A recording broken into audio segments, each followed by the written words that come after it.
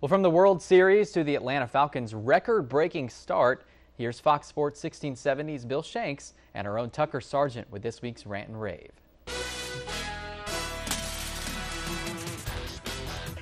Rant and Rave, issue 1. I think we need to do our World Series picks over again, Tucker. Yeah, we do. My teams are gone. I don't know about your teams from last week, but I tell you, the 4 remaining, I'll take the Giants and the Tigers.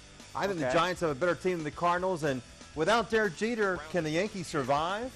Yeah, I agree. The Yankees without Jeter and A-Rod, all the troubles they got going on up there, even though they got the huge payroll going on up there, I think the Cardinals are going to end up beating the Giants, and they're going to make it and play the Tigers. And the Cardinals, they got that mojo magic going for them this year. They're going to win the World Series. Unbelievable. They have what the Braves have been looking for the last 7, 8, 15 years or whatever. All right.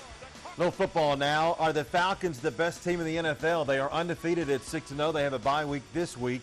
But are they the best team in football? Sometimes the best record does not always equate the best team in football. I say no, at least not yet. They still have some things to prove. They have 4 tough games coming out of their bye week that they've got to win, or at least play good football in. And they have got to find that running game. That may be the missing link to them being a very dangerous team in the month of January in the playoffs. You're right. I was going to say the records don't really always mean that you're the best team. They are undefeated.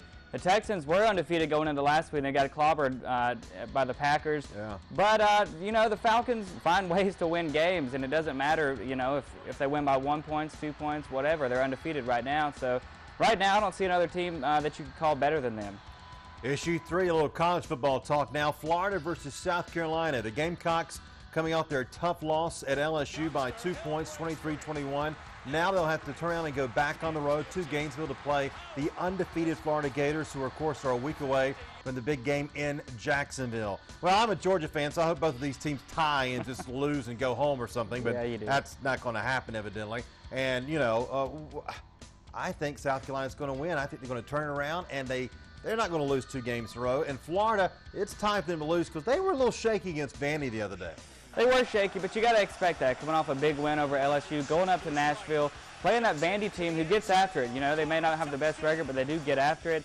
I think Florida is going to shock South Carolina, give them their 2nd loss of the year, and that game against Georgia the next week is going to be a good one. Yeah, there'll be a lot of drunks at that one. All right, finally, Georgia versus Kentucky.